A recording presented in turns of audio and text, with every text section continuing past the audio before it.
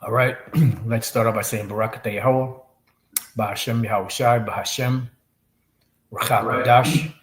Welcome to another live lesson. The name of this one is Why is there no difference between the Jew and the Greek? And this simple, easy answer to that is because they're both Israelites. It's just one was speaking Hebrew, keeping the law, statutes, and commandments, following high holy days, Sabbath, and the other one was speaking Greek and keeping the, religion and worship of the Greeks. And that's it. It's just that simple. And that's why certain scriptures in the New Testament use the word Greek. Others use the word Gentiles because you had Israelites that were scattered not only among the Greeks, but they were also scattered throughout Asia Minor, which today they call Turkey, in those regions there. Then you had, the Babylon and that region over there. You had Assyria, you had Medieval Persian Empire, or the areas of the Medieval Persian empires where Jake had been scattered. They were in Syria. They were in different places, So you had Israelites scattered all over the place. You know, they were scattered all over the place, and that's why eventually they became, you know, Greek. And if you don't understand that history, then when it comes time to understanding the New Testament, you're going to be lost. And that's why we have a saying here in Great Millstone: if you don't know the history, you won't know the mystery, or you have to know the history in order to know the mystery, or something along those lines. So what I did was I just asked Chat a question, right? I said, how did the Jews become Greeks?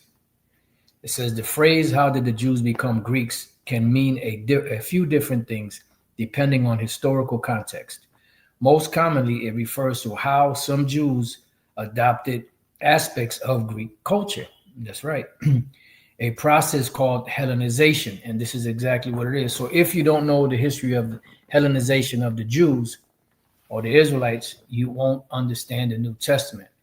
That's why there was this devil, this Edomite, that was cursing us out at the camp in San Fran.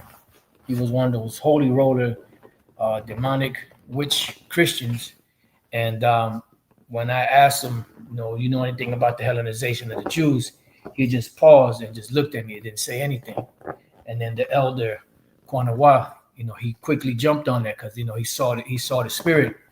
He jumped on it and he was riding on that because that's you know that's how you distinguish in the New Testament between the Gentiles and who they really are.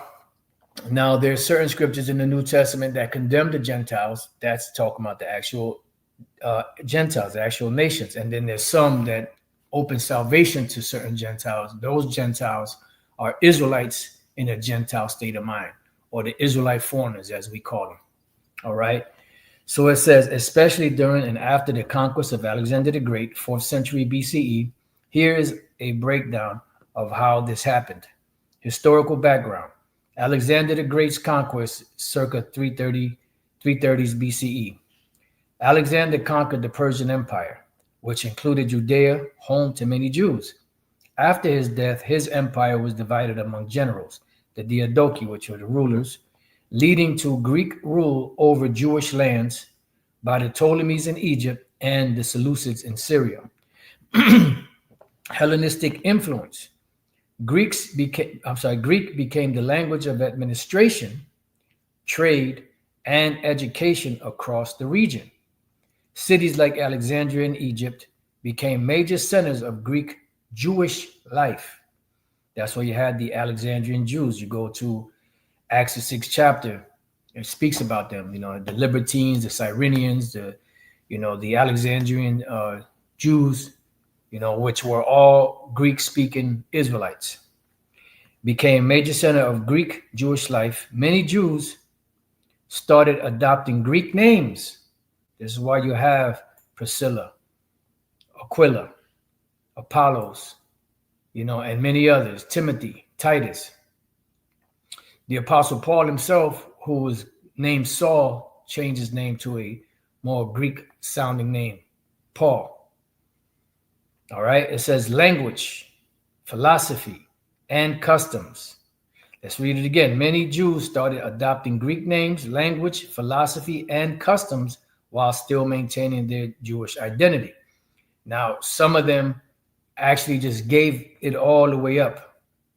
You had some that, that adopted the language, kept the knowledge of them being Israelites, and then you had others that were steeped so deep into it that they, were just calling themselves Greeks. They had nothing to do with Israel, because they had been, from generation to generation passed down. They had forgot who they were. All right. And we're going to get into that. Cultural and religious effects. The Septuagint, the Hebrew Bible, was translated into Greek in Alexandria, 3rd, 2nd century BCE. This translation is called the Septuagint, which means 70. It shows how deeply Hellenized Jewish communities or Israelite communities had become. They needed their scriptures in Greek, and that's certain ones of them. The Hellenic states. Hellenistic Jews who lived outside Judea, especially in Greek-speaking cities. This is why you have scriptures like there's no difference between the Jew and the Greek, were often called Hellenistic Jews. They maintained Israelite religious practices, but lived in a Greek cultural environment. Right, and then they were keeping the Israelite practices, religious practices, and they only spoke the Greek language. They weren't getting into all that, worshiping of their gods and all of that, because they knew that they were Israelites. That's why they would go to Jerusalem 3 times a year to worship the Father as commanded pursuant to the scriptures. So they weren't delving into, the religious, practices of the Greeks, the customs of the Greeks. No. Now they ate the Greek food, that was lawful. They weren't eating no pork, because they knew that they were Israelites. They were following the laws. That's why they would go and worship at Jerusalem. But then you had other Israelites that totally went away from that. It says conflict and resistance. Not all Jews accepted Hellenization in Judea. Tensions grew, right? And these ones that didn't accept the Hellenization of these heathens, look, later on in generations to come, and even at that time, they looked down upon the sellouts. Just like today, we look down upon sellouts. Anyone that's pining, shucking and jiving for Esau, call him a sellout, a sample. And the same way that they're looked down upon in this society is the same way that the Jews in Jerusalem looked down upon the Hellenized Israelites. The ones that were keeping the customs, law, statutes, and commandments of Israel and were speaking the Greek language, they were still being looked down upon. It says the Maccabean revolt, 167 through 160 BCE, was sparked by Seleucid attempt to force Greek customs on Jews. Example given: banning circumcision, Sabbath observance, and even not being able to call themselves Israelites. This led to the brief independence of the Hasmonean kingdom. Examples of Jews who became Greeks: Philo of Alexandria, 1st century BCE through 1st century CE, an Israelite philosopher who blended Jewish or Israelite theology with Greek philosophy, especially Platonism, which is going back to Plato, which Plato himself was a J. So this individual here, he was Hellenized, and he knew he was an Israelite. But others that were Hellenized did not know that they were Israelites. It says here, Paul the Apostle, a Jew who knew Greek and Roman culture well and used it to spread Christianity. He used certain points, and he was well studied in the Greek. He knew about the customs, he knew about the games and all that. So he would use certain talking points, in those gladiatorial events, so on and so forth, to get his point across, dealing with, Yahweh Bashem Yahushai. So it goes on to say, summary: Jews became Greeks in the sense that many adopted Greek language, philosophy, names, and urban lifestyles, especially in the what? Diaspora, which is the scattering. That's why the Apostle James wrote a letter addressing the 12 tribes that were scattered. The Apostle Peter addresses letters to, the scattered Israelites that were known as strangers. It says this Hellenistic Judaism influenced later Israelite thought and even early Christianity. But this process was complex and often resisted, especially in Judea. And that's where they looked down upon, even upon the ones that knew that they were Israelites, that were following the law, statutes, and commandments. But if you spoke Greek and you didn't speak Hebrew, you were looked down upon. Let's get a quick precept to show you that. Acts 6 and 1. It says, and in those days, when the number of the disciples was multiplied, there arose a murmuring of the Grecians against the Hebrews. Why? Who are these Grecians? These were Greek-speaking Jews, right? Because their widows were neglected in the daily ministration. Why? Because they were being what's the word I'm looking for? Biased towards the Hebrew-speaking Israelites and not helping the Greek-speaking Israelites as much. When you look up this word Grecian, that's why you got to look up your words, right? You look up the word Grecians. The word for Grecians there is Hellenistes.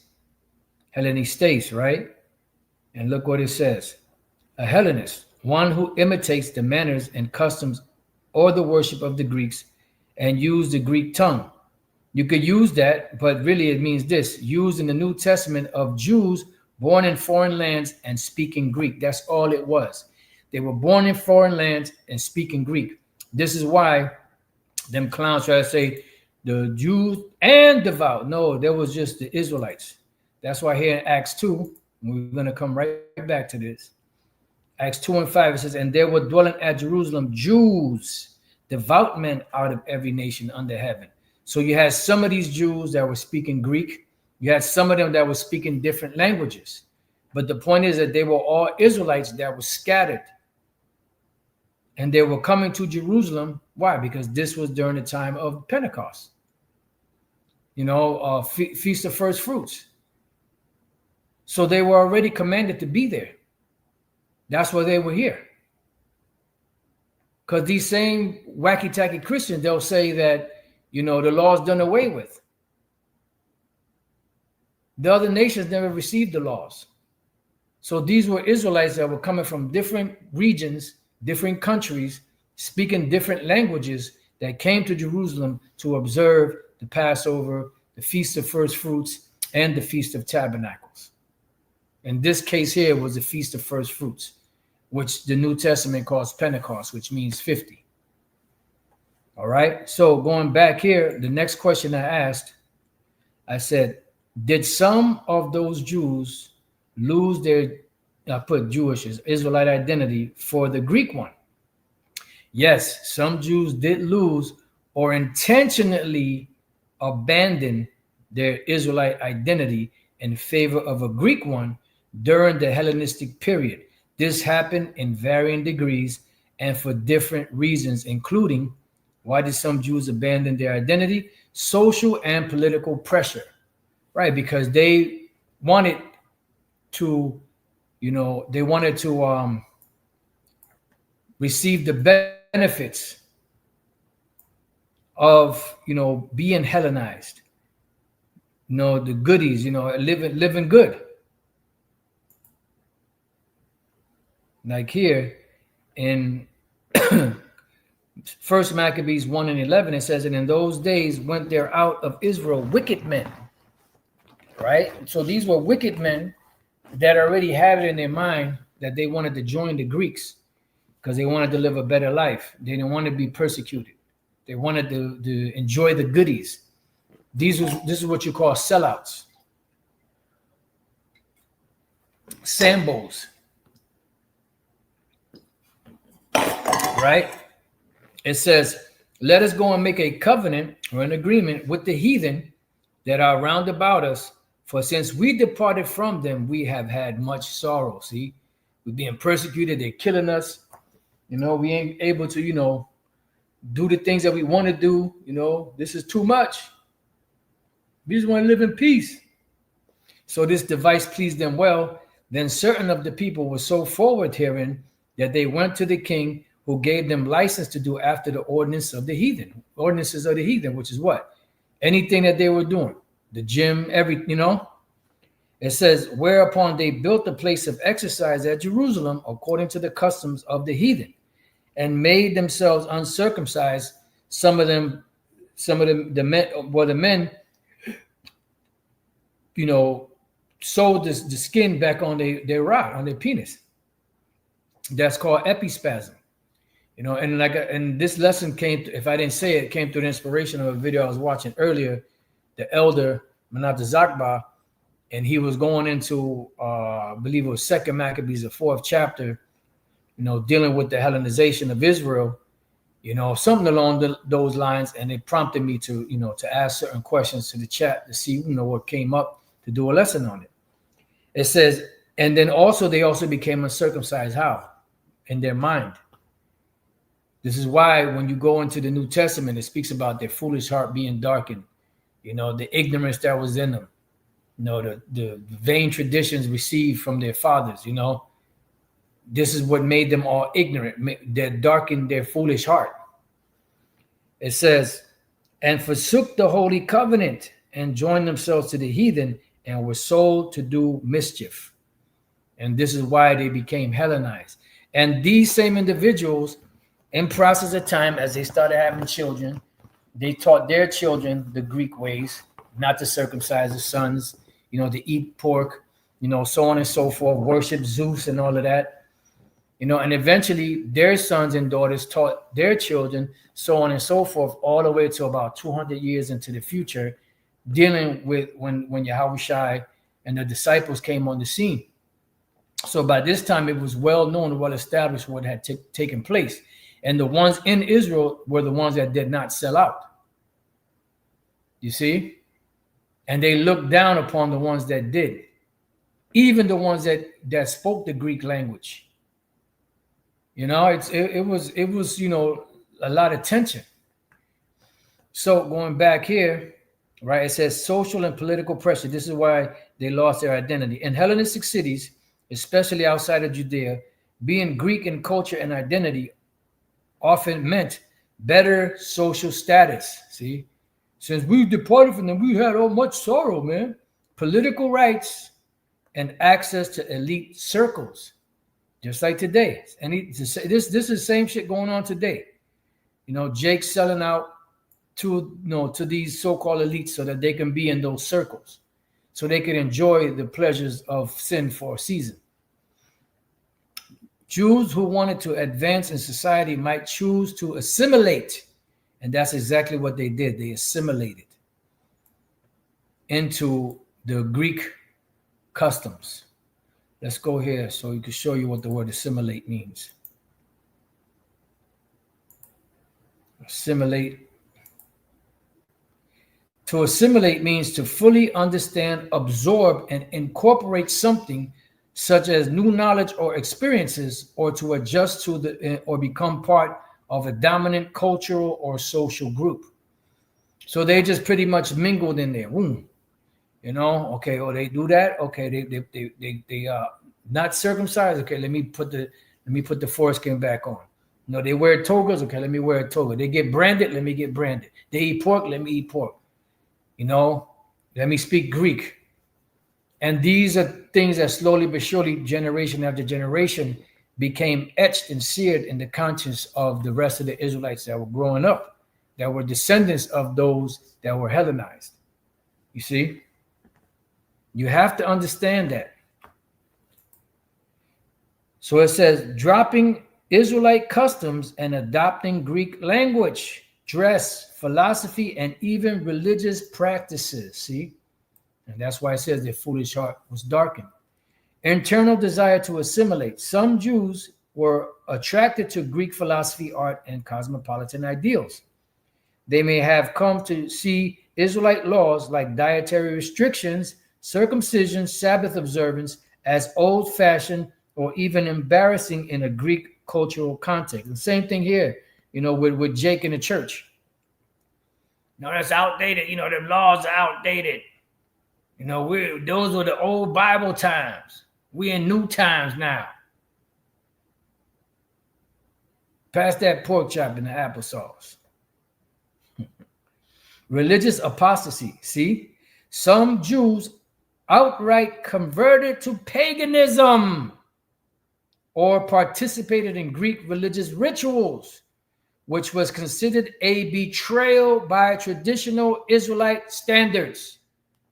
Now you understand why those Israelites in Israel that were speaking Hebrew, that were following the Torah, looked down so hard on these Israelite foreigners, especially the ones that only spoke Greek and that followed the Greek custom, that they had nothing to do with Israel. You see why they looked down on them. Because that was a great betrayal of the laws. It says, a particularly extreme case during the reign of Antiochus IV Epiphanes, 2nd century BCE, some Jews supported his effort to turn the Jerusalem temple into a Greek shrine, triggering the Maccabean revolt. And that's why they got, Mattathias, which was the father of the Maccabees. He got so zealous that he slew that devil, that Jake that was, sacrificing to Zeus. And then he even took out the ambassador that was sent there to compel Jake to do that. Degrees of assimilation. Not all Hellenized Jews completely abandoned Judaism. True. They didn't all abandon the laws, because some of them just spoke the language but kept the custom. But a lot of them completely abandoned their Israelite heritage. The spectrum looks something like this. Degree of assimilation and characteristics. Minimal. Adopted Greek language and dress but kept religious laws. Boom. Moderate. Blended Israelite beliefs with Greek philosophy, e.g. Philo of Alexandria. Right, that was another. High. Abandoned core Israelite practices, saw themselves more as Greeks. Who are these? Israelites. Complete. Left Judaism entirely, integrated fully into pagan society. And at one point, it was against the law to call yourself an Israelite. So if you couldn't call yourself an Israelite, what did you have to call yourself? Well, you had to call yourself a Greek. Because if you're in the Greek captivity and you can't call yourself an Israelite, what you going to call yourself, an African? Or you going to call yourself, oh, I'm Nepalese? No, you will call yourself a Greek, because that was the empire that was ruling at the time. 2 Maccabees 6:6, neither was it lawful for a man to keep Sabbath days or ancient feasts, to say feasts, or to profess himself at all to be a Jew. So if you couldn't call yourself an Israelite, what did you have to call yourself? You had to call yourself a Greek. All right? Then it says, and in the days of the king's birth, every month, they were brought by bitter constraint to eat of the sacrifices. And when the feast of Bacchus was kept, the Jews were compelled to go in procession to Bacchus carrying ivy. Moreover, there went out a decree to the neighbor cities of the heathen by the suggestion of Ptolemy against the Jews. See, it wasn't just Seleucid. It wasn't just Antiochus Epiphanes. Also, Ptolemy did this. That they should observe the same fashions and be partakers of their sacrifices. That's where you had the Hellenization of the Israelites in Egypt, where the Ptolemies were ruling. And whoso would not conform themselves to the manners of the Gentiles should be put to death. Then might a man have seen the present misery. So now you see why certain Israelites chose to become Greek altogether and abandon their Israelite roots. Because they were at the point to be put to death if they professed or did anything that resembled the law. So back here, it says complete. Left Judaism entirely, integrated fully into pagan society. Example 2. Second Maccabees. The book of Second Maccabees, a Israelite text written in Greek, criticized Jews who uncircumcised themselves, a painful surgery reversal to blend in at the Greek gymnasium, attended Greek athletic events which were often conducted nude, contrary to Israelite modesty norms, built a gymnasium in Jerusalem and tried to register Jerusalem as a Greek-style city, polis. Summary. Yes, some Jews during the Hellenistic period gave up their Israelite identity, partly or fully, for Greek culture. This was usually driven by social, political, and philosophical motivation, and it sparked significant internal conflict within Israelite communities. You see? Now, these devils, they'll try to bring out scriptures like this in Galatians chapter 3, right? 3, I'm going to start at 26. The point is a little further down. Galatians 3:26, for ye are all the children of the Most High by faith in Yahushua. For as many of you as have been baptized into Yahushua have put on Yahushua. There is neither Jew nor Greek. There is neither bond nor free. This is what prompted me to go here. That clown that the elder Menachem Zakba was talking about on his video, right? It says there is neither bond nor free, there is neither male nor female, for ye are all one in Yahushua. Now, this is the key point. Listen good. There's neither Jew nor Greek, right? And if ye be Yahushua's, then are ye Abraham's seed and heirs of what? According to the promise. Didn't we read yesterday in the book of Romans chapter 9, that these Christians are trying to go to now? For years they've been getting cut with this, going all the way back to the 80s, 90s, and I'm sure before that. And now all of a sudden they're trying to use this against us. Romans 9:6.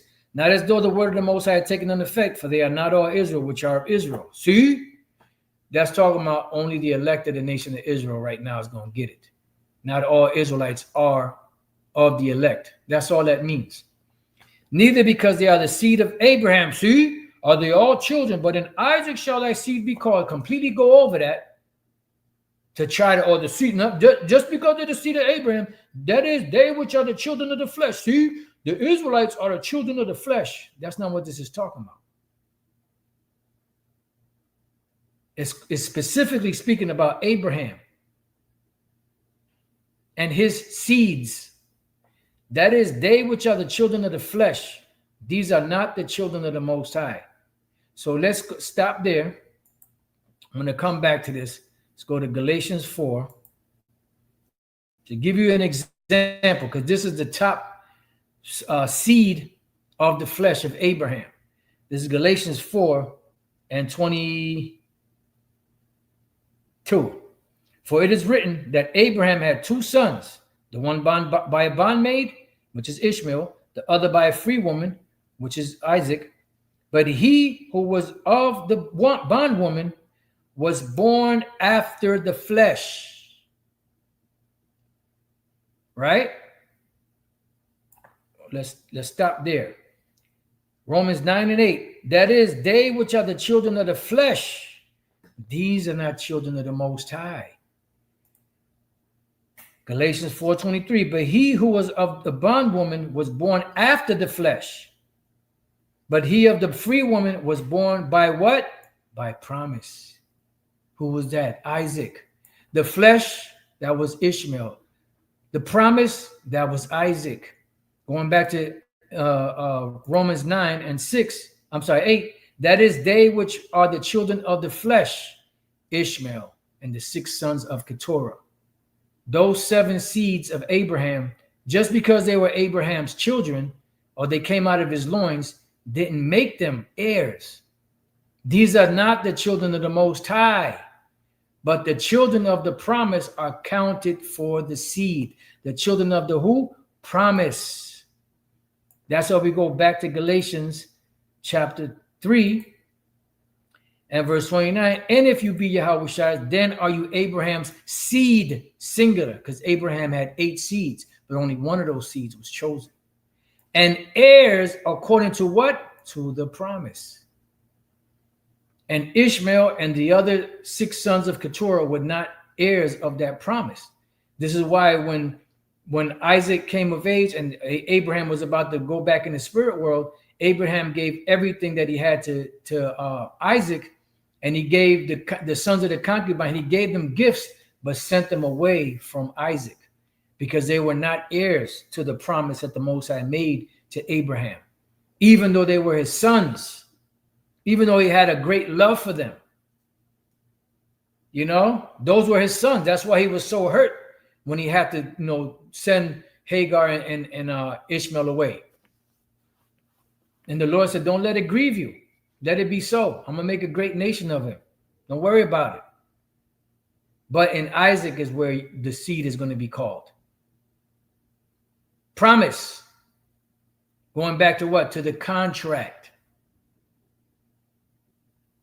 You can't escape, or you can't disannul, or you can't cast away the contract. You got to deal with the contract, which you devils don't want to do. So that's why it says here in Galatians 3:28, there is neither Jew nor Greek. Why? Because they're both Israelites, and they both are the seed of the promise. They are the heirs. They're Israelites because the promise was made to who? Abraham, Isaac, and Jacob. All right. So with that, I pray that you brothers and few sisters have been edified. To the next time I say shalom.